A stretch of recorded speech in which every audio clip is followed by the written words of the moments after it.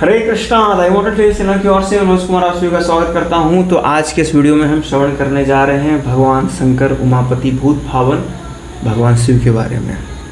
तो जैसा कि आप सभी को ज्ञात है कि परम पवित्र पुरुषोत्तम मास का जो महीना है वो महीना समाप्त हो गया और श्रावण का जो महीना इस बार 2 भागों में बटा था। तो दूसरे भाग श्रावण का जो मास है वो एक बार फिर से प्रारंभ हो गया है और भक्त जो हैं वो देश विदेश से आकर के भगवान शिव पर गंगा जल बिल्वपत्र के साथ में अर्पण करते हैं। तो आज के इस वीडियो में हम कुछ क्वेश्चंस को लेने वाले हैं। कुछ क्वेश्चंस को मैंने पॉइंट डाउन किया हुआ हूँ।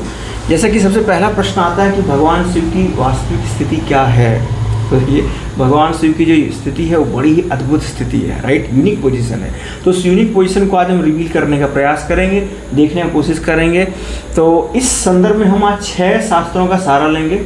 श्रीमद् भगवद गीता, श्रीमद् भागवतम, चैतन्य चरितामृत, रामचरितमानस, पद्म पुराण और जाकर के ब्रह्म संहिता।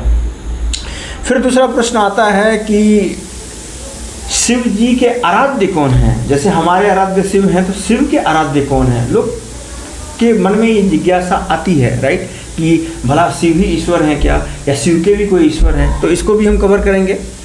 और तीसरा जो प्रश्न आता है वो बड़ा सैद्धांतिक प्रश्न है और ये प्रश्न आता है वो ये है कि शिव जी भला रहते कहाँ हैं और वो करते क्या हैं, राइट। इसके ऊपर में भी हम चर्चा करेंगे, बट इसको वीडियो के सेकेंड भाग में देखेंगे। और फिर एक सेकेंड पार्ट में हम ये भी करेंगे, प्रयास करने का, आपके साथ में साझा करने का प्रयास करेंगे कि शिव जी को अगर वास्तव में फॉलो करना है तो कैसे करना है, शिव जी का चरित्र अंकन जो भक्त करते हैं वो कैसे करना है, राइट। और फिर एक चीज़ ये है कि भगवान शिव के परिवार की जो सीक्रेट्स है, अमेजिंग सीक्रेट, वो क्या है, वो भी हम श्रवण करने का प्रयास करेंगे। तो चलिए समय ज़्यादा व्यतीत किए हुए आज हम वीडियो के पहले भाग को स्टार्ट करते हैं।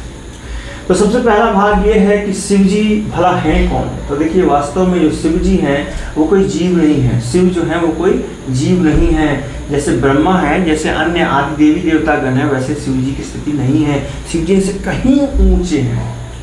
तो ये वास्तव में बहुत ही शक्तिशाली हैं और भगवान कृष्ण के बाद में इनका द्वितीय स्थान आता है। भगवान विष्णु के बाद में इनका द्वितीय स्थान आता है। तो भगवान शिव जो है वास्तव में कृष्ण के ही विस्तार हैं। अभी आपको ये सुन के बड़ा अजीब लग रहा हो कि भगवान शिव कृष्ण के विस्तार कैसे हुए, तो इस पर भी हम आएंगे शास्त्रों के माध्यम से। तो शास्त्रों के अनुसार देखिए, भगवान कृष्ण के जो है वो 64 गुण होते हैं। और आपको मालूम होगा कि भगवान कृष्ण ने सांदीपनी मुनि के आश्रम में 64 दिन में 64 कलाएं सीख ली थी। तो उन ब्रह्मा जो इस सृष्टि का सृजन करते हैं, उन ब्रह्मा के पास 50 गुण होते हैं और शिव जी के पास लगभग 54 गुण होते हैं और विष्णु जी के पास लगभग 60 गुण होते हैं। तो शिव जी का स्थान ब्रह्मा जी से स्थान से ऊपर है। श्रील प्रभुपाद इस्कॉन के संस्थापक आचार्य श्रीमद् भागवतम के प्रथम स्कंद के 3 अध्याय के श्लोक क्रमांक 28 में तात्पर्य में लिखते हैं कि जीव कभी भी गुणों के मामलों में शिव विष्णु ब्रह्मा के बराबर नहीं हो सकता और शिव जी का इस जड़ जगत के साथ में एक संबंध रहता है, जबकि भगवान कृष्ण और विष्णु का संबंध जो इस जड़ जगत से परे होता है। तो जैसा कि मैंने भी आपको बताया कि शिव जो है वो कृष्ण के ही विस्तार स्वरूप हैं। तो ये कैसे?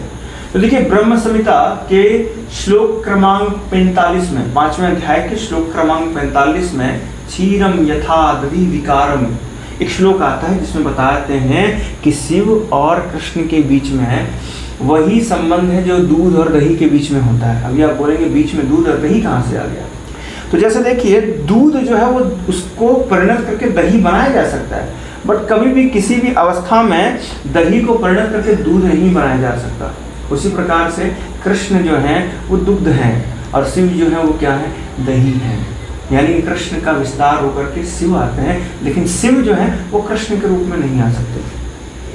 तो भगवद गीता के 10वें अध्याय के श्लोक क्रमांक 23 में बहुत सुंदर श्लोक आता है जहाँ पे भगवान कृष्ण कहते हैं, क्या कहते हैं, रुद्राणाम शंकरश्चस्मि। भगवान कहते हैं मैं समस्त रुद्रों में 11 रुद्र जो प्रमुख हैं उनमें से भगवान शिव जो हैं, कृष्ण कहते हैं कि मैं ही उनमें शिव हूँ। देखिए, शिव योगी हैं और कृष्ण जो है वो योगेश्वर है। शिव नटराज हैं और कृष्ण जो है वो नटवर हैं। पुराणों से भी हम भगवान शिव के बारे में जानने का प्रयास करेंगे। जैसे श्रीमद् भागवतम के 12वें स्कंद के 13वें अध्याय के 16वें श्लोक में ये वर्णन आता है कि वैष्णवानाम यथासंभव के शिव जो हैं वो समस्त वैष्णवों में सर्वश्रेष्ठ हैं। श्रीमद् भागवतम के 6ठे स्कंद के 3रे अध्याय के श्लोक क्रमांक 80 में वर्णन आता है कि भगवान शिव कौन है, तो द्वादश महाजनों में से एक है। श्रीमद् भागवतम के वहीं पे 4वें स्कंद के 24वें अध्याय के श्लोक क्रमांक 76 में बहुत सुंदर वर्णन आता है। शिव जी स्वयं कहते हैं कि जो रुद्र गीत का पाठ करेगा वो भगवान कृष्ण का बहुत प्रिय होता है। श्रीमद् भागवतम के 8वें स्कंद के 7वें अध्याय के श्लोक क्रमांक 40 में वर्णन आता है कि भगवान शिव ने हलाहल विष का पान भगवान विष्णु की प्रसन्नता के लिए कर दिया था। वहीं पे श्रीमद् भागवतम के 8वें अध्याय स्कंद के 12वें अध्याय के श्लोक क्रमांक 10 में मोहिनी मूर्ति का वो स्वरूप जिससे भगवान शिव भ्रमित हो गए थे उसका वर्णन आता है कि किस प्रकार से भगवान की बहिरंग शक्ति को समझना बड़ा ही कठिन है।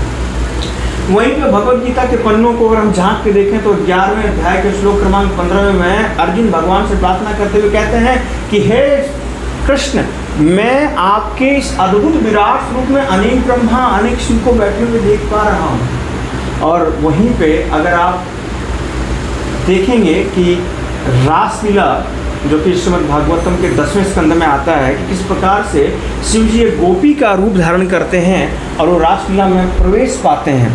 तो आज भी वृंदावन में वो मंदिर जो है गोपेश्वर महादेव के नाम से प्रसिद्ध है, राइट। तो शिव जी के बारे में ब्रह्म संहिता के अध्याय क्रमांक 5 श्लोक क्रमांक 10 में बहुत सुंदर श्लोक आता है कि शिव जी जो हैं वो अपनी शक्ति विष्णु से भगवान विष्णु से प्राप्त करते हैं। देखिए यहाँ पे मेरा तात्पर्य इसके माध्यम से भगवान शिव जी को नीचा दिखाना है, किसी को ऊंचा दिखाना नहीं है। और ये श्लोक या ये फिर रेफरेंसेस मैं अपने ओर से नहीं दे रहा हूँ, जो शास्त्रों में जो रेफरेंस है वही रेफरेंस ला करके मैं आपको एज इट इज कोट कर रहा हूँ, राइट। तो इस वीडियो को पहले अंत तक पूरा देखिए, बाद में आप किसी कंक्लूजन में पहुँचिए और जजमेंट स्किल पे आइए, राइट। तो शिव जी जो है कोई अवतार नहीं है, कोई आवेश नहीं है, बल्कि ये देवादिदेव महादेव हैं। बोलो हर हर महादेव। तो समस्त जगत के आध्यात्मिक गुरु हैं शिव, राइट। और भगवान शिव का एक अपना अलग संप्रदाय है जिसको रुद्र संप्रदाय कहते हैं।